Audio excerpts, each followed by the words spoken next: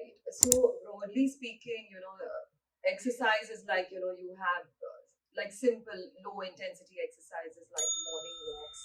They are really important because if you have these early morning walks and or long walks like on weekends, on Sundays and so on, it really starts using up all of that intra-abdominal fat that a lot of us have, not just because we're sitting, but also because we're very stressed. So stress causes this, intra-abdominal fat, and that actually help affects our memory function, planning function. It is known to do that because it affects blood flow to the brain. I think at every meal there should be some healthy fat that has to be in your diet. And these nuts and seeds, if you look at them, they are packed with calories and packed with healthy nutrients, and they have a long shelf life. So you just need to eat a little bit to get a massive benefit. So it's not a binging kind of eating, but subah uthe ke panch badam, if you have that, what nani ma and dadi ji and all our grandparents, so that whole thing holds a lot of water and weight right now, because healthy fats in almonds actually improve the cell structures of our brain and improve the signaling, this duality that we are talking about. So the saying that we are what we eat is really really true, because um, our nutrition is what helps our minds and bodies to connect to one another. So if our brain is filled with the nutrients that it needs, it can really help our bodies to do exactly what we want it to do. Not only that, I feel that our nutrients really fashion our thoughts, our behaviors, our motivation. And I think that for me this is really a big part of my learning, because very early in my career, I'd like to share this little story with you, if that's okay. Is Yeah. that I had the opportunity to do a Food for the Brain program in London, and there's this video that I saw that really is still etched in my mind. And this was a research video about two young children, two kids literally, who were playing with their toys. They were sitting on a high chair, they were playing with their toys. And one of them was on a diet of high omega 3 fats, like, nuts, seeds, and fish, and so on. And the other child was not necessarily on a diet of high omega 3 fats. So what they did is they gave these children toys, and when children get toys in their hand, they throw it down, right? So the moment they throw it down, what happens next? So the child who was fed on a high omega 3 diet was really looking and hunting for these toys that he was kind of throwing down, whereas the other kid who was not eating brain healthy nutrition, he was like distracted, looking all over the place, was not motivated enough to go after that toy that had just fallen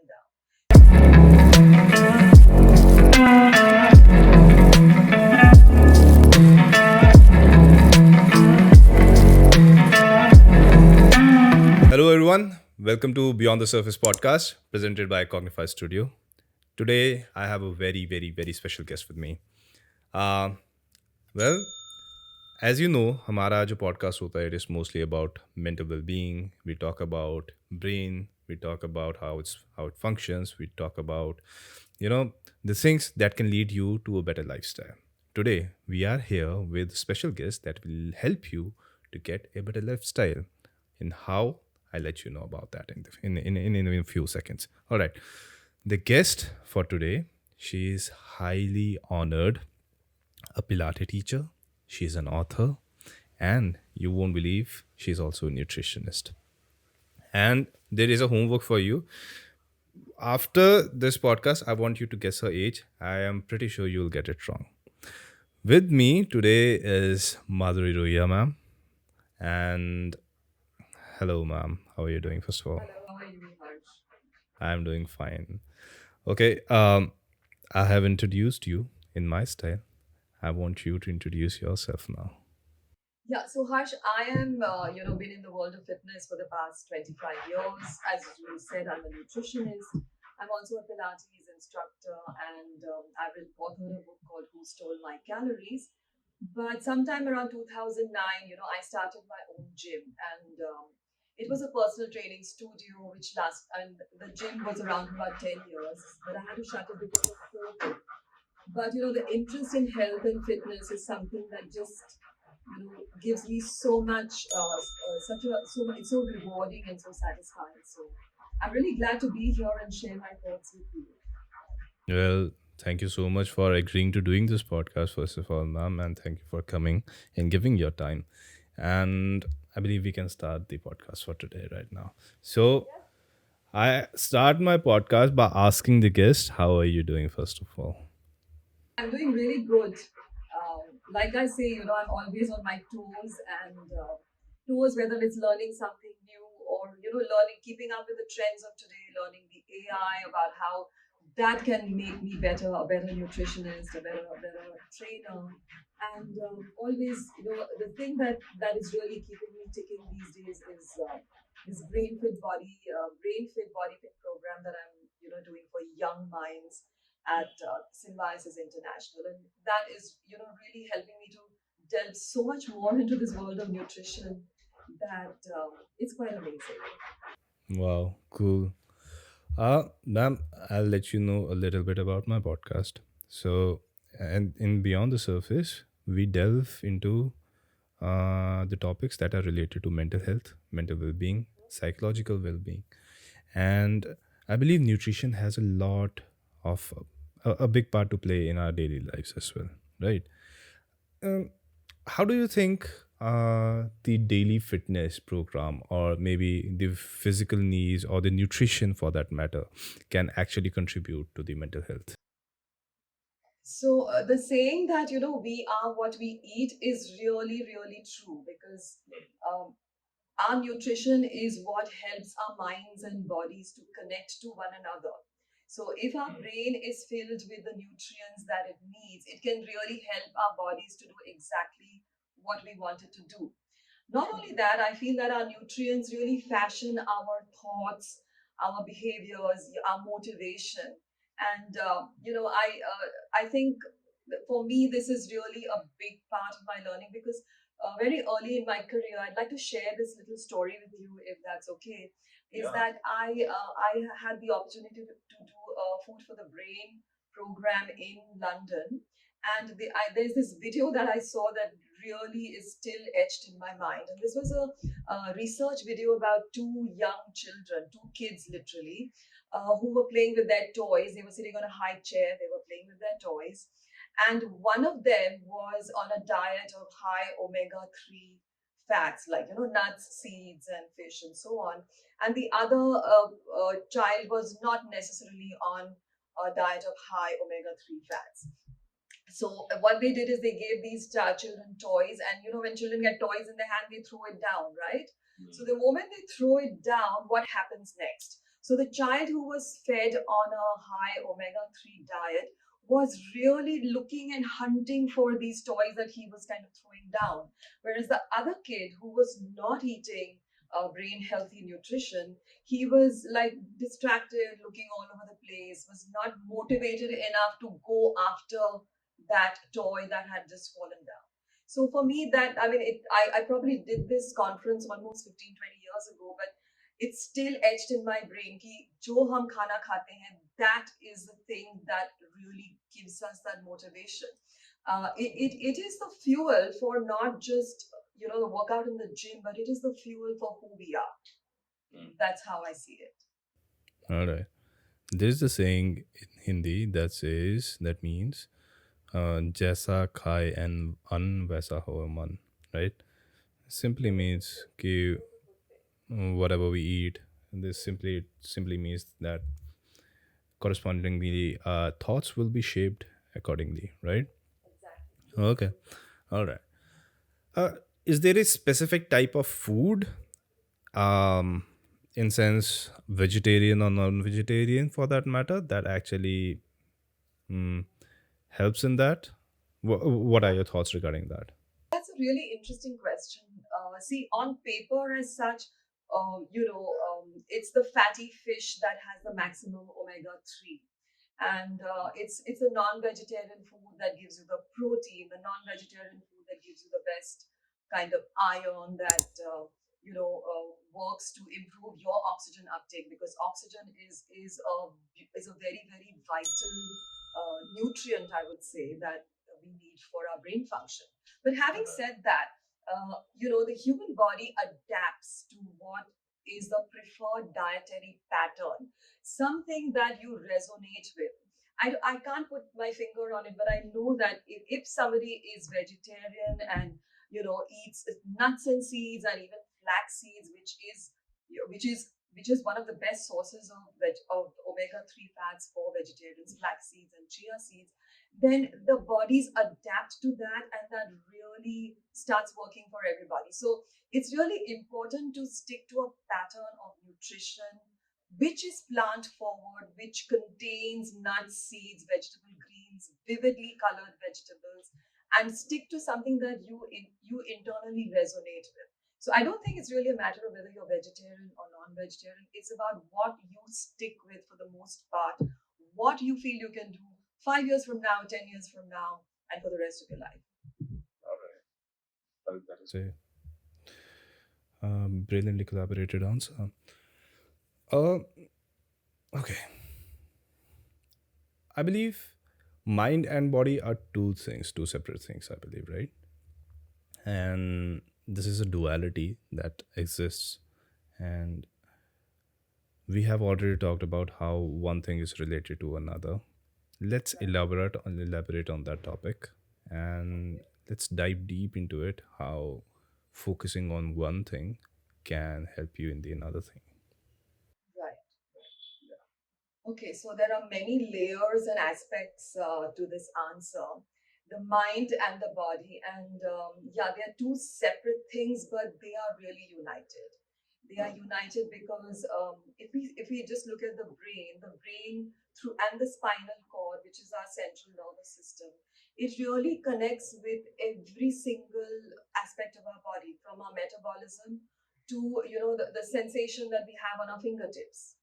I mean, we've all experienced this, right? Which, if you have something बहुत ज़्यादा गर्म होगा, तो you kind of touch it and you just kind of you get that reflex to back away instantly. So this is a split second mind body connection that is actually your experience. We've seen all of that, but it happens at several levels.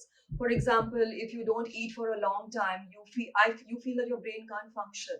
A lot of my clients tell me that today I skipped my breakfast, and I said, so how did you feel? And say, no, I was so hungry at 4 o'clock. I just ate whatever came in front of me. Like the diet and everything went out of the window. So somehow the brain and the spinal cord, the central nervous system, is made to connect with our entire body at every level, whether it is for touch, for sensation, for experiencing new things visually, and whether it is for all of these internal metabolic processes. So this individuality and duality, like you say, is a real thing, and it is extremely beautiful and vital, and something that we have to respect. Now, diving deep into it, I mean, if we just look at this mind of ours, which is the brain uses 20% of all the calories that we consume. So if you're on a 1200 calorie diet, 20% of that is going to go for brain function. So that means the brain will have enough calories. But if you really lower your calorie intake, then 20% of the lower calorie intake is what your brain will have, and that's not something that is that's going to be enough for brain function, right? So brain really is. They say the brain is like the fattiest organ because 60% of our brain is made up of healthy fats, and it also consumes maximum energy. Right. And I think when I was doing this Brain Fit Body Fit program, I was, literally looking for powerful definitions. I mean, we get all kinds of definitions. So a definition that really resonated with me was part of it is what I'll share with you. What I can remember is by the WHO, the WHO. It said that one of the most important functions of the brain is to help you to achieve peak performance against all adversity, against all disorders. So our brain is really helping us to do that through our body. And if you look at this duality that you're talking about, I mean, it's a wonderful term that you're using, but this duality that you're talking about is, our bodies are similar, all of us have similar bodies, but our brain is what is holding on to who we really are, with the richness of our experiences, what we've gone through in life, what we are learning, what we are retaining. And and the medium for all of this to happen is through nutrition and exercise and photon energy, sunlight. Yeah. So I mean, I think this is that duality that we have to respect. And the brain, the thing is that, um, the more we do, the more the brain will do for us. It's, in a sense, it's literally, I feel it's like our slave. If we just give it that intention, that and we start acting on our intentions, the brain is there 100% to support us. Because, like, the WHO said, its main prime purpose is for us to achieve peak performance no matter what. Mm. All right. Achieving peak performance. Well, one thing I want to add over here is that you have said that brain consumes most of our energy, right? Well, it is required to le- help us do most of the things that we are doing in a day. And it is, after our metabolic energy, it is the second most uh, consuming organ in the body, that we have. And well, it is also important because it has to maintain its own functioning, its own cleaning process. It's, you know in this sense, it is also controlling itself and also our body, right? And this is why, this is one of the reasons that it consumes so much energy. And to maintain its health, I believe all the points that you have suggested could be helped. I want you to tell me very practical tips, maybe, that we can actually help in the daily life, that will help us maintain a good brain function. Yeah. Okay, so from the nutrition standpoint, we are looking at, the nutritional powerhouses, which is nuts and seeds. I think at every meal there should be some healthy fat that has to be in your diet. And these nuts and seeds, if you look at them, they are packed with calories, and packed with healthy nutrients, and they have a long shelf life. So you just need to eat a little bit to get a massive benefit. So, it's not, not a binging kind of eating, but subah uthe ke panch badam, if you have that, what nani ma and dadi ji and all our grandparents, that whole thing holds a lot of water and weight right now. Because healthy fats in almonds actually improve, the cell structures of our brain, and improve the signaling, this duality that we are talking about. It really improves that. And now I'm only talking about almonds, but pistas improve so many. I think they improve the gamma wave transmission in the brain, so that improves memory and learning. So each one of these nutritional powerhouses comes with a benefit. So definitely nuts and seeds have to be a part of your everyday life. So you can always wake up, and every Indian house has badam, bhigo ke rakho. You just have that. Carry a handful of pistas with you, carry some nuts with you, combine your dals with kaju. That's a wonderful combination. Thoda thoda karke, you can do all of that. Now, peanut butter is a new thing. So having a fruit with peanut butter is excellent because it makes you feel full, prevents cravings, the brain is happy, body is happy, and what more do you want? So one part of it is including all of these healthy fats. The other is the rainbow of colors. Multiple colors in your food are really, really important because they fight brain damage.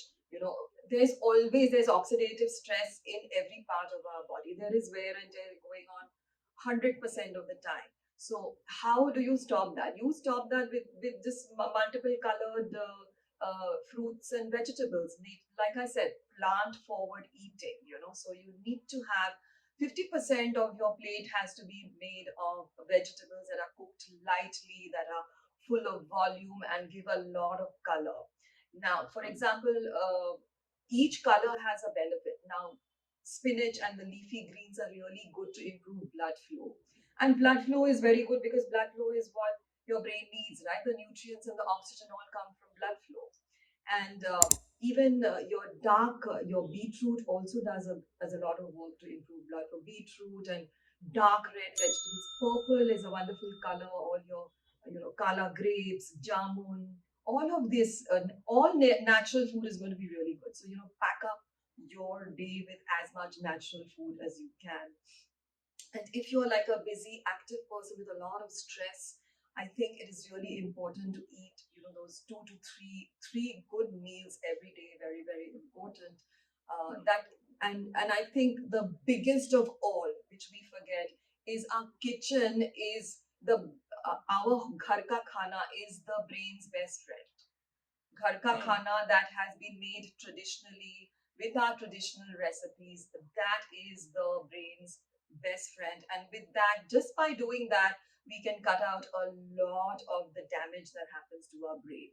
Because now now even outside food has come into the house. Sometimes I ask my clients, what is, he's saying, yeah, I eat everything from home, but I ordered this from Swiggy and I ordered that from this other place, but I ate it at home, right? So that's not what it really really means. It's ghar ka khana means your home cooked food, dal chawal roti sabzi, whatever is your dietary preference, just stick with that, and you are good to go. On a lighter note, like the American Heart Association says, follow the 80-20 rule. 80% healthy will take care of 20% recreational calories, from whatever you do, your pizza or whatever it is that you decide, yeah, this is going to be my recreational calorie. So 80%, if you're going to be healthy, you're going to take care of 20% of the things that you're not typically supposed to be eating. I mean, that's a huge leeway that our brain is giving us, and I think right, we can even totally live by that. And yeah, and I think a big strategy, I think it's not just about knowing what to do. What is the strategy you need to adopt? See, everybody has that diet chart. Everybody knows a lot of the things that I'm already saying. But the people who go down to doing it are the ones who plan. They plan their week in advance. They plan key, I am going to have this meal. This is the way I'm going to eat Monday, Tuesday, Wednesday, Thursday, Friday. And, Saturday, Sunday, this is exactly how much I'm going to cheat on and what I'm going to cheat on. Because current trends are also showing that Monday to Friday, people are following everything. They are eating well. Saturday, Sunday, the amount of binge eating they do is like 3 times the calories perhaps of what they ate Monday to Friday, right? So I think planning is important. And, I always go back to the Oprah Winfrey, one of the Oprah Winfrey episodes that I watched way back. She says, when I travel abroad and when I go to Paris or whatever it is, I decide to have that one croissant or whatever is the thing that I want to cheat on, which is a culinary delight. I mean, let's face it, all our, cakes and pastries and all our culinary skills. So she says, I decided to have that one thing on the last day. So we need to have this kind of a decision and a plan made, because when you plan things, the brain fulfills your plans. I think very few people appreciate that if you plan something, the brain literally fulfills your plans for you. Somehow or the other, it manages to do that. So I think this is what I would say as far as nutrition is concerned. Hmm. Most of it, what I can understand from it is, if I had to just reduce it down to one word, it is discipline. I suppose. Yes, beautiful word. Yes, absolutely. Absolutely. Well said. Discipline in the senses that you just have to stick Stick to to what what you you have. have planned for your rest of the week that you have already said, right? Yes, Coming back to the point, if it is practical or not, right, it can be very practical for the people who really want to take care of their diets or not, right? right, right, Well, I can understand there can be financial constraints, there can be many other constraints, or people who are living alone, they can have very different kind of constraints, or so many problems in their life. uh, I want you to suggest a point, suggest a maybe a diet plan for women who are maybe living alone or are in a metro settings where they seldomly find time to be with themselves, right? Let's just talk from that perspective. Okay, so chalo, let's look at a woman who's living alone and she has to manage a lot of things on her own. And what is the thing that she can do? I think the first thing is to stock up on the weekend, get all the fruits and vegetables, and, really stock up the house well. So whatever you need is always available. Now, if she needs to start her day with soaked almonds, and she has to plan the night before. Ratko, she can soak almonds and get the fruit. See that it's all available. Fruit and almonds she can have as soon as she wakes up. She can also make for breakfast overnight oats, which requires very little cooking. Overnight oats is you soak your oats either in milk, or if you don't like milk, you can soak it with almond milk, chia seeds. It's just like a putting together of something. You soak it overnight and it's ready for you. So, like, your first half of the day is already taken care of, right? So, second half of the day, then you will have to do batch cooking. Like Monday and Thursday, you keep for your cooking days, or like some of my clients do internationally. What they do is, Friday they do the shopping and Saturday they do all the cooking. So this much time will have to be spent. Now, cooking also, there are a lot of hands-free method of cooking. Like, you don't really have to be in the kitchen if you're a woman who is work from home. You can get things like slow cookers. Slow cookers में आप खाना डाल दो, 2 घंटे में पक जाता है, उसको हिलाना नहीं पड़ता है, nothing like that. Okay, like, so you can make your rice, you can batch cook your rice, and you can batch cook some of your dal or whatever it is that you need. You can batch cook it and keep it in the refrigerator for 2-3 days, or जैसे चाहिए वैसे थोड़ा सा बगाड़ देके you can have your rice and dal, right? Now, as far as vegetables are concerned, also it's about either you batch cook it in advance, or you chop it and keep it in the fridge, and you just get a handful. And really, you don't have to cook the vegetables for too long. It takes 2-3 minutes to cook your vegetable. In fact, for palak, for example, doesn't need to be cooked for more than 3 minutes. मैं तो पालक puree बना के रखती हूँ fridge में कि कभी टाइम नहीं मिलेगा. If I don't have time, पालक प्यूरी बना हुआ है. I just get the paneer, I put it with the palak together, and my palak paneer is ready. मेरा चावल तो slow cooker में बना हुआ है, and dal also is already made. Or I just make a khichdi and keep. Khichdi is a wonderful food, so you don't have to cook two separate things. So you have to literally plan all of this down and do it. Now, if you're a vegetarian and you need eggs, you get an egg cooker as well. So little bit of investment will have to be made in these things if you're not going to have help at home. So egg cooker may you can make you can put your eggs to boil and your eggs are going to be ready without you sitting and managing and standing in the kitchen, right? You don't have to really stand in the kitchen. You can do all of that.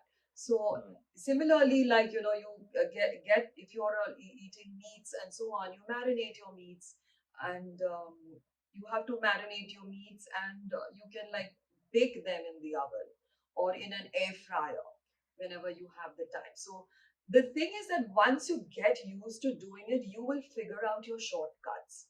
The point is, we get so overwhelmed कि इतना सारा करना पड़ेगा that you don't end up doing it only, right? You start.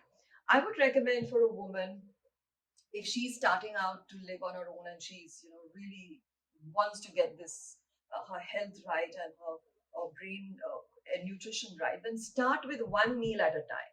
You don't have to change everything all together. That becomes overwhelming also. So get your breakfast right, and breakfast will pave the way for the rest of the day, right? So I think these are the simple ways that you can do it.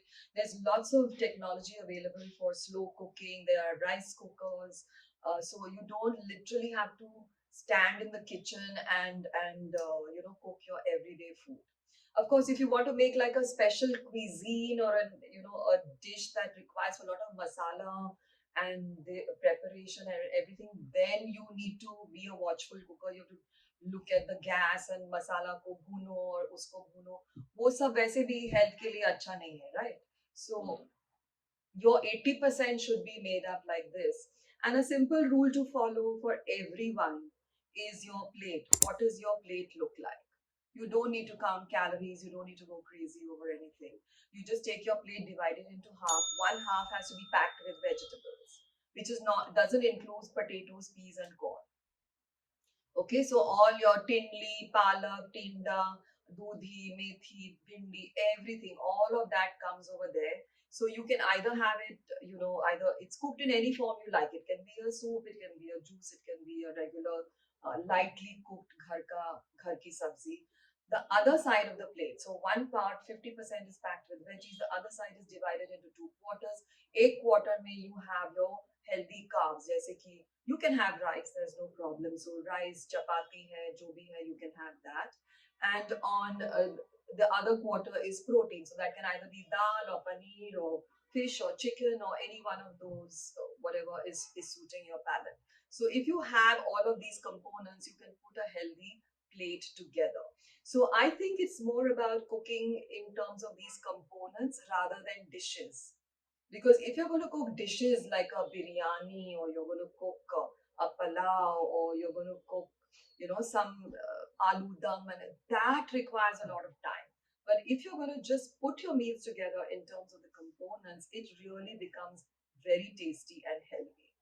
And don't forget कि ये सारा आप plate करोगे, get a packet of microgreens. They are really available in the market. You don't have to go crazy about salad, how to make a salad and all that. Microgreens, if you just throw on your plate, these are like, baby palak, baby broccoli seeds. All they're easily available, so you can order them on online as well. So you just throw that on top of your food to give it that extra boost of nutrition. And and even oil on top, steam frying, oil on top. That means you don't really use a lot of oil while cooking something, because that oxidizes. But you whenever you cook, you can either add ghee on top, or you can add olive oil on top of your food.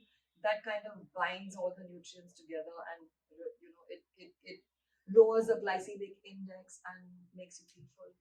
I know I've said a lot, but yeah, wow, this is how I would look at it. Yeah. This is some really good information. This is wow. Okay, well, we have given an insight to people who are living alone, or maybe who want to manage their food as well, their nutrition as well, and their life as well. Uh, I want to add one thing.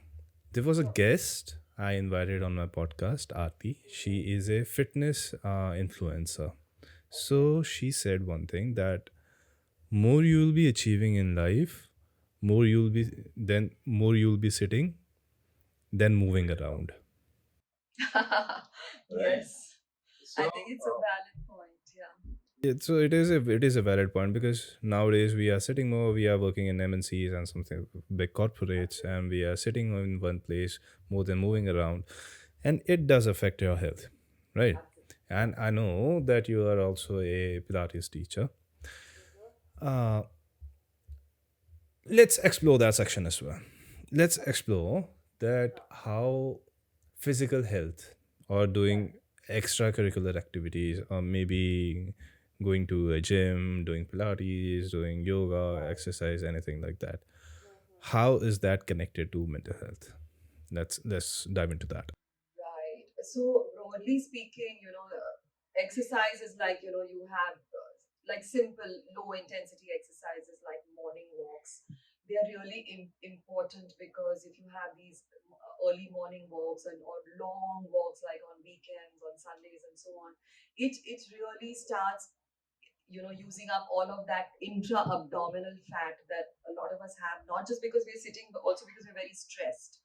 So stress causes this, intra abdominal fat, and that actually help affects our memory function, planning function. It is known to do that because it affects blood flow to the brain. So you need, on the one side, you need what they call the zone 2 cardio, where you're just doing low intensity exercise, and low intensity exercise actually uses that visceral fat for energy. The other thing that you have to focus on is, I think, gym training is really important, because muscle is the tissue of youth and ability. And the very reason for that is that muscle is packed with blood vessels, right? Blood muscle is red, right? It has a lot of blood flowing into it. Blood flow is a thing everybody wants. The brain wants, all our organs want, because blood flow is the source to nutrients and oxygen. So you need a minimum gym training, gym workouts, because you need to build your muscle. Muscle helps also to help your bone and helps you to move, because if you can't move, then you're like in a comatose kind of a situation where then everything starts degenerating, right? So yeah, so at least 1 hour a week can be spared in the gym. That also is good for a full body workout. The problem, with the gym, I find, is that everybody associates the gym with bodybuilding, with bodybuilders, with big muscles and so on. It's not really like that. When just simple everyday activity of lifting weights and resistance is important. And if you go back, hunter gatherers, agriculture farmers, they've all done some sort of resistance training, right? Plowing, harvesting, so bending, coming up, climbing trees, and all that is missing in our lives right now. So, but they say the minimum requirement is at least 1 hour in the gym. That is not very difficult. Whenever you have the time, you can go more often, right? So, I think a practice of a morning walk, daily step taking, very very important, because the non-exercise activity burns up all the stored fat. Whereas when you go to the gym, you build up on your muscles, so that you start shaping up your muscles, so that you become a more active and a more mobile person. You have strength in your movements, you have power in your walks, and so on. And yeah, coming down to Pilates. Now, Pilates is all about the internal core training. And I'd like to share, a story with you about one of my clients. So, I mean, a lot of my business is now online. So, finally, one of my online clients, I said, look, you're living close by, but let's meet in person. So when I met him in person, I saw that, he said he was finding it difficult to stand also for more than even if he stood for like 10, 15 minutes, he had to sit down. His core had become that weak. So I said, let's start. Let me train you with Pilates core training online for just 2 or 3 sessions, and then you can practice the workout on your own. Believe me, he sort of, when he was before Pilates, he was walking only for 10, he would just take a 10-minute walk. So his weight, his visceral fat was just not coming down. But the moment I gave him this simple core training movements that Pilates focuses on, which is connected also to the central nervous system, that gave him so much. He felt so much stronger that now he's walking for 45 minutes, and he's managed to lose 7 or 8 kilos of his weight, which was not moving. So people work like in two dimensions, just gym training or diet. You have to really look at it, at a very 360-degree kind of level. It is a whole package. Right, absolutely. And yoga is very good for the, yoga nidra, especially in this stressful life. I'm practicing yoga nidra. I'm still not good at it, but this non-sleep deep rest that Dr. Andrew Huberman talks about, where you're doing a body scan and not letting the associative centers of the brain work. The brain connecting the dots, that has to stop. So when you're just doing your body scan and you give that brain that break, it literally revives you. It literally revives you and has the same benefits as if you missed out on your sleep, for instance. Yeah. Wow, cool. All right. We were talking about brain functions and brain nutrition and all, right? Let's Right. deep dive into that question, into that area. Now, let's think. Uh, what could be the? I want to ask you, what could be the practical fruits, or maybe nuts or nutrition or whatever that is there is available in the market? What do you suggest should essentially go into our daily diet that will actually increase our brain health?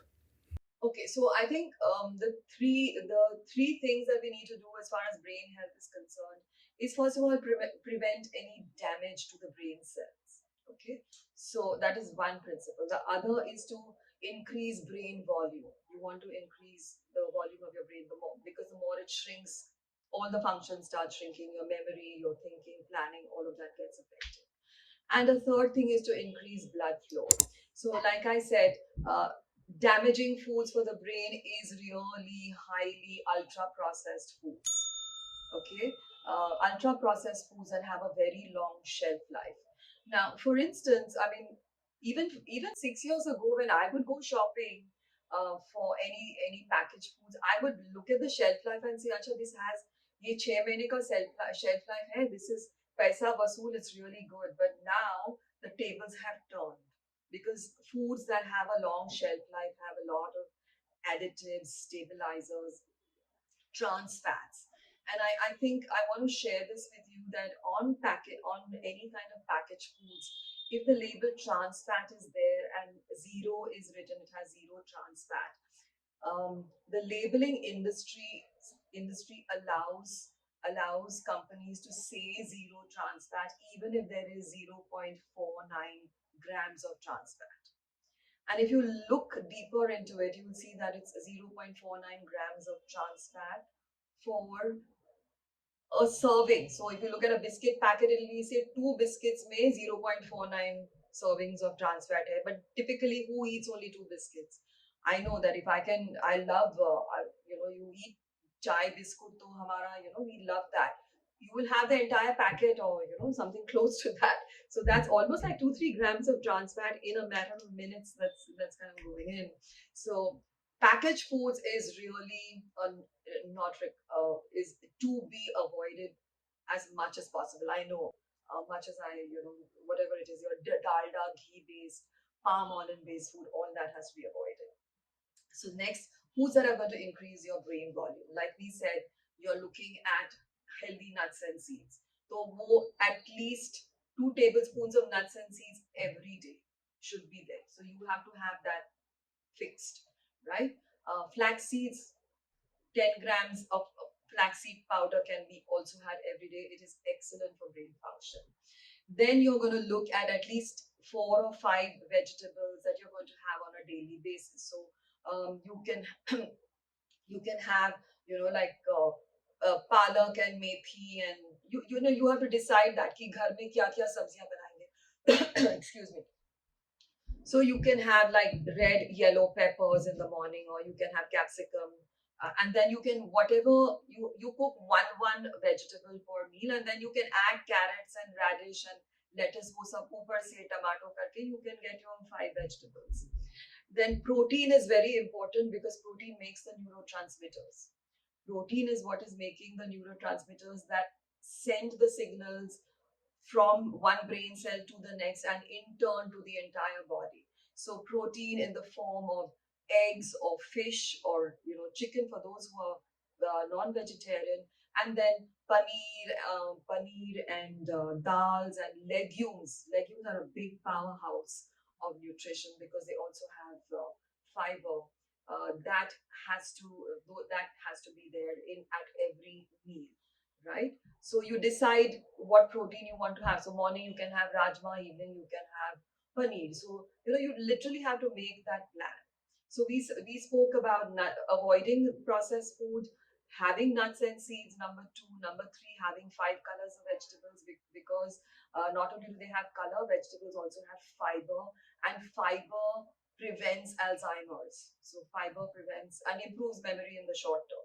So that's why you need that. You need protein to have all of the brain signals working well, and of course hydration, because without enough water, none of the chemical reactions take place. So I think if you have this kind of a bucket, then you're good to go.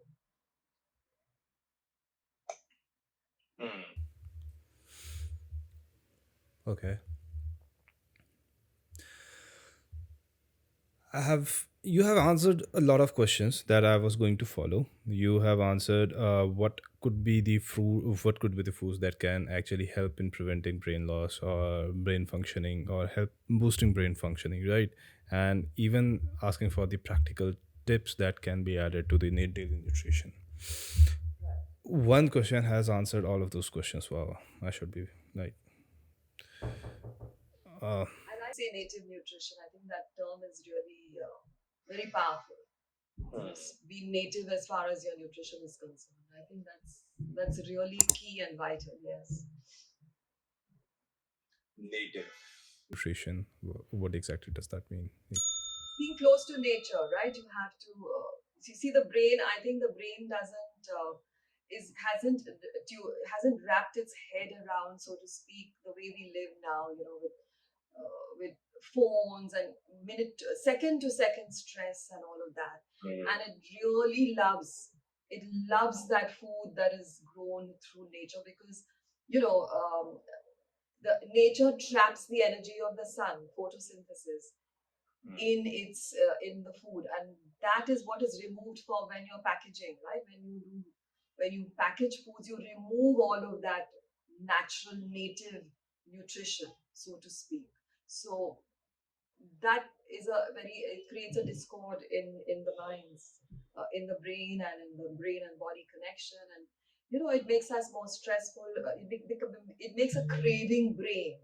I know there was a book called The Craving Brain. So the brain becomes a craving unit rather than a unit for performance. Uh, I was very active a few years ago. I was going to the gym. I was taking my nutrition very carefully, and I can tell you when I was taking care of my body really well, um, I can say that my metabolic rate was high. I was able to maintain that. I had gained a lot of muscle mass over then, and I was doing good. But with time, as my lifestyle has become a little sedentary, I've also gained weight, a lot of weight, not a little bit, a lot of weight actually, and my metabolic rate has gone down. And this comes down to the point when we were discussing that um, the more you want to achieve, the more you'll be sitting and moving around. So I've been sitting around a lot. I've been sitting around a lot, and I believe that is what has also hampered my health and all. Maybe I can also take a few suggestions, few good suggestions, and I'll just start working on that as well. Maybe I can also take the Pilates Pilates classes from you. Of course, sure. No, no, that's great. So I see where you come from, and I think it's really great that you're coming out there with what you're facing, and we all do that. We all have these issues, and weight will fluctuate up and down, and these things will happen. But I think the even let me share with you that when I was running my gym, I was very two-dimensional. Ki workout karo, eat your protein, khana lo, and that's about it. But now I think with COVID, when the whole lifestyle took a 360-degree turn, then one had to think about many other things. So yes, during COVID, even I kind of gained a little bit of weight because I could not follow a lot of the things that I was following when I was running my own gym. But uh, fortunately, the amount of research that has come up that is talking about smart options. So you don't have to spend 2-3 hours in the gym. You don't have to have 2 to 3 scoops of protein shake. You don't need to do all of that to get the body that will give you the kind of metabolic rate that you desire, right? It's just about using the calories that you take in. So whatever, you have to fashion your choices and your diet according to what you can use. So if the moment you start using the calories that you consume, automatically the storage reduces and the metabolic rate goes up. But for people who already have a little bit of extra weight, a little bit of more visceral fat around the organs, what's happening is one of the reasons the metabolic rate is coming down is because these organs are getting crushed with fat. So there is no scope for oxygen and nutrients to reach those organs like our pancreas, liver, intestines, all of that. They're just getting kind of structurally crushed with fat, right? So fat doesn't have blood vessels, has no oxygen, and stores maximum toxins. So that is what the organs are constantly being badgered with. So you need to take a focused approach to get rid of that intra-abdominal fat. And only then can you actually win this war of metabolic rate. So on the one hand, you need to get rid of visceral fat, and on the other, you need to start consuming the calories that you are using. So the simplest way to do that is really the moment you eat a meal, you take a 5 or 10 minute walk or just spot march in place. So that takes care of whatever your calories you're eating, you are using them. And then takes, those kind of either long walks and go to the gym at least twice a week. You can make time for that. It's your body. I mean, the body is your best house, your best real estate. So you can make time to go to the gym at least twice a week and take long walks every day and make 7 to 10,000 steps, and you will overcome that visceral fat as well. So you don't need to do long workouts. You don't need to do really, like sometimes people in my gym would come and work out twice a day. You don't really need that because there's only what I learned after COVID is there's only 24 hours in the day.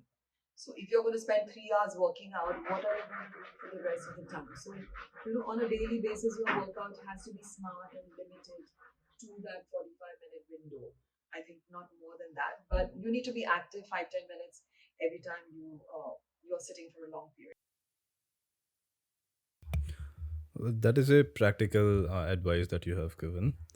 Uh, Let me just tell you one thing, that there is so much information present online that is also contradicting. That is, sometimes there is information that actually boost your information that you already have and actually let you go into a very wrong path. Like, let me just say that some, okay, let's not be very specific. I don't want to go into that direction. All right. My only question is, with so much contradictory information that is already available in the market, how can we focus on the very right information? Right. So I think the first thing is to focus on choosing a practice, choosing a discipline as far as your diet and your workouts are concerned that you can do even 5 or 10 years from now, right? So not to do something that to go diet shopping, workout shopping. These are not the things that are going to give your brain a strong message that you mean business. See, when you have to tell your brain that you mean business through discipline, through the term that you use through discipline about following a certain practice that you're going to be able to do 5 or 10 years from now. I mean, all of us are talking about sustainability, and I think a study that was done might highlight this fact. And there were, I think, 4 diets that were studied for which is the best diet of all. I think about maybe 10 years ago. Atkins, Weight Watchers, Dean Ornish, and one more. I don't really recall. Zone Diet, yeah, maybe that is the one.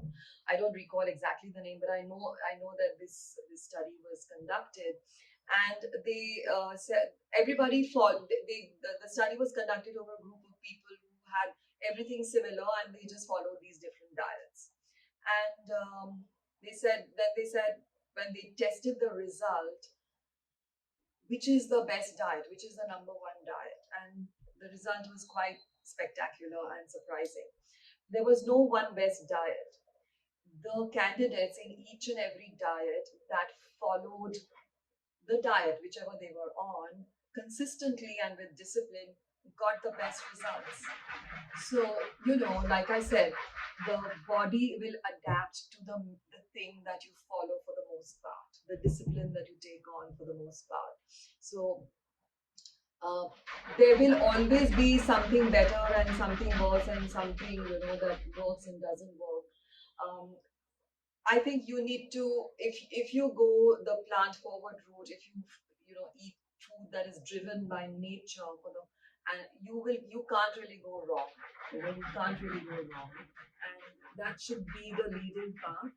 And if you really want to look at information and weigh it, then I think you need to look at how the studies were done. For example, cholesterol studies. that I really follow along are the ones that have been conducted over 30 years. So they started studying cholesterol levels vis-a-vis the food, the participants were eating, let's say at the age of 20 or 30, and then they're still followed up with them in their 50s and 60s and so on.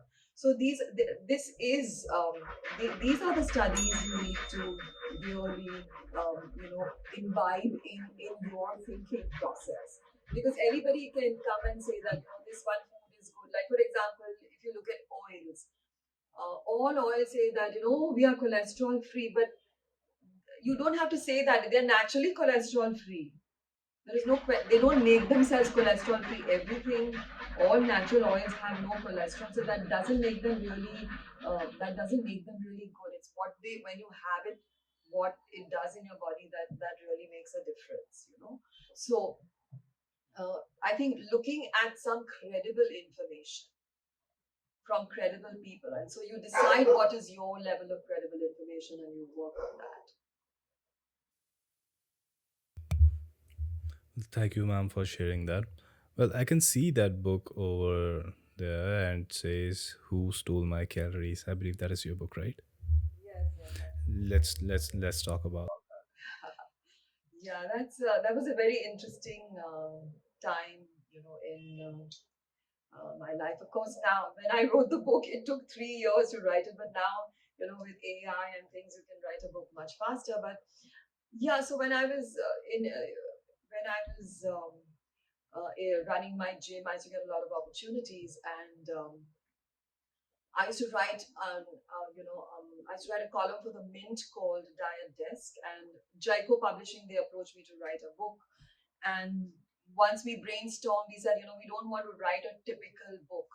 We don't want to write ki, ye karo, wo karo, a lot of advice giving and all of that. So um, I decided to write, we decided to make it into a novel. So it's a novel on fitness. It's got about 10 characters in there from the protagonist, and a lot of people. It's a fun book. I had fun writing that book because I shared a lot of my client experiences without making it like a story or a testimonial for one person. And so all of that is there in the book, and there's a lot of science in the book, but it is like in a novel form. Yeah, so it was a fun book to write, but it took a long time. It was a long process, and it was a wonderful learning experience for. So it is a fiction book in all that has Yes, stories yes. Yeah, j- it's a full story. Central character, and how she progresses in her fitness journey. Yeah. well, this is a new idea. Why didn't I read your book earlier? I need to read that. Okay, is it available online?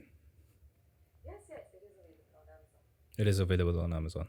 Okay, I'm going to order this evening. Thank you. All right. Uh, my as you have or as we have also dived into the questions of dietary habits related to women, let's dive into more questions like that. Let's see, here in India we have a woman has to play a lot of roles. Even if she is going to a company or she is running her own company, she also has to take care of her family and other things as well. There are so many rules that comes attached with a woman. Let's explore that section and see, when a woman has to play so many roles, obviously she's going to get very less time. And you have already described how a woman can, or how a person essentially can take care of that of that settings. Let's deep dive into more of that. Let's discuss more of that. And uh, given so many social responsibilities, how do you think a woman can actually work in that direction? Yeah. So I know what you mean, because a woman, we as she is literally wants to be in so many places. Not that she has to, but a woman is, I think, a mindset and a frame is made to be in so many different places, because a woman is naturally a nurturing personality, right? But having said that, we have to listen to the voice of reason as women. Is that if we want to look after people and be that nurturing powerhouse in our lives, then it's really important for us to be able to first look after ourselves. Because not only do we have to look after people, we also have to be that role model, or that people base their lives on, our children, our families, and everyone. Yeah, I know it's difficult because as a woman, you have to look after your in-laws, your husband, your spouse, your children. So there's three generations very readily available for all women. Plus now driven with this the career and wanting to impact lives outside of the family. That's also important. So a simple thumb rule is wear your oxygen mask first. There is no way you're going to be able to do all these things if you don't wear that oxygen mask first. I mean, that's what the airlines always say, that even if you want to help your child, first you help yourself, only then you can help your child. So you have to realize how important it is for you to be around, for you to be healthy, so that you can look after and everybody and be that nurturing powerhouse. So yeah, you need to prioritize your nutrition. It's not a big deal. And if you plan it with you and your family, it can really get done. So the thing that a lot of women also end up doing is, I wait for my my daughter to come back and I will eat with her, so they skip their meal. I wait for my husband to come back late from work. No, but see, your nutrition is about you and your body. Your relationship with your family and your husband is a separate relationship. It's not that when you eat food with them it means the same thing. Of course, we all need to have that dinner together and everything, but when it comes to, if somebody's going out and going to be late and so on, you should not be missing your meal, and you should not be missing your morning workouts or whatever time that you've given for that. Because if you don't do that, then you can't nurture people. I think if you just it's really about a mindset thing. If you wrap your mindset around all of this, then you're going to be in a position, in a very strong position, to be able to achieve all of your goals and even nurture people and be the role model that you really need to be. Because we have that innate capacity to multitask. Well, that is rightly said. Women do have that capacity to multitask. That is there. Uh, One issue with women is that they suffer a lot with self-esteem issues psychologically that come with body images, body dysmorphia, and that comes essentially from, well, not taking care of themselves and not taking care of the right diet, not taking care of their body, not working out, and so on and so forth. I want you to give them an advice how they can help with that. Yeah. So for me also, I mean, if I could just share my story with you. So um, when I started my learning about nutrition and exercise, I myself was really overweight and I had all of these body issues, and I was not comfortable going out, being around people who looked fitter, who looked very different from the way I looked, and so on. And then there was an event that happened in my life where um, somebody who was really, really sick with drop dead levels of diabetes followed a nutrition and exercise plan to the T for 6 months. And this was several years ago when diabetes was not even known to be a reversal kind of a illness. And within 6 months, the doctors declared him diabetes free. And that had a huge impact on me. And I said, if nutrition and exercise can free somebody from a rusting illness like diabetes, then it's going to help me, a lot. So I still remember there was that very year, it was like New Year's Eve, and I was trying to buy an outfit to go for New Year's Eve get together or something. And I was so frustrated because size after size after size, and nothing looked good on me. So then I said, now I have, although these events came together, So I said, I'm going to do the same thing. I'm going to do a reversal of this size, this, whatever, double XL or whatever I was wearing. I want to bring that down. And I started following the basics. And that's the time said, I want to study nutrition. So I started studying nutrition. And then I realized this body has all the answers to give me everything I want if I just give it healthy nutrition and exercise, everything that I've shared with you right now. So body has all the answers, and it's really quite simple if you start doing that. Of course, it's not instantaneous, and it's good that it's not instantaneous. Otherwise, everybody will be dropping and losing weight, in a second. But it's a highly rewarding journey because you realize on that journey that you're getting so many things that you didn't even ask for. So when I connected my body image with the kind of food that I was eating, then I realized that it's not really my fault. It's not about me. It's about what's going on to my plate. So then that you create a certain amount of objectivity there, and you will be surprised at the things that you can achieve after that. Because I remember clearly as a before and after that. Before I went on to this nutrition, an exercise journey for myself, then my friends would call me at 9:30 and 10, and I was every day I would wake up with a complaining mindset. Ki, oh God, ye bhi nahi hoga, wo bhi nahi hoga, and why should I go out? They would call me to go out or something and say, no, no, I have no energy. And then soon, within months of my, doing this nutrition program, one of my friends called me and said, come on, let's go for a coffee. And it was like 10 at night or something. I said, okay, sure, I'm up. I said, what's happened to you? I said, oh, I don't know. I didn't even realize that, my energies had literally recalibrated inside of me so that I had time for myself and I had time for others as well. And I think there is no magic.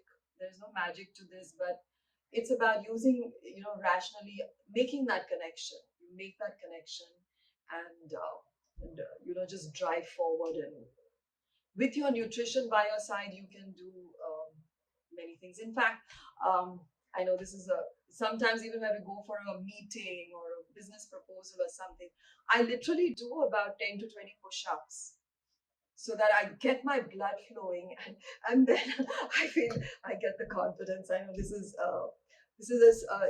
like a quirk with me, but yeah, I tend to do these things. Well, thank you so much for giving that information, ma'am. Thank you for so much for giving that advice. I want to I want to talk about my startup over here. I have Yeah, I'd love to know more about that. I have a startup that goes by the name Cognify Health. So what we are trying to do, we are trying to help mental health professionals treat their clients in a much more better way. We are trying to bring clients and mental health professionals together. We are trying to provide them tools, techniques, and we are also working on an AI model that will actually help them over time. So this is what we are trying to do at Cognify Health. If anyone is suffering from mental health disorders, or maybe they want to get some help, counseling, anything like that, or even just want to increase their psychological well-being, we are working in that field. And if you need help, you are not alone. We are there to help. Amazing. More power to you for that. Yeah, that's Thank, wonderful. It's a wonderful initiative. thank I you so think much, ma'am. definitely it's a need of the hour more than anything else. It is the need of the hour. Well, I believe that will be the podcast, ma'am. Great. Thank you so much for giving us your time and coming on Beyond the Surface podcast. And how was your experience? Oh, it was wonderful. I mean, you took me back so many years, and I literally had a kaleidoscope of all of my experiences. Sharing that it's a wonderful feeling. I'm really feeling good. Yeah, and thank you for having me. I think it's really. I mean, we need more people to do this kind of work that you are doing because yeah, mental health is a big issue, and nutrition also. I mean, there needs to be clarity about how everything can fit together. And I had a stupendous time. Thank you so much. Thank you so much, ma'am. Thank you so much for coming on Beyond the Surface podcast. Uh, Kindly like, share, subscribe, and follow to our channel. And with this, we are going to just wrap it up. Thank you for watching. Bye.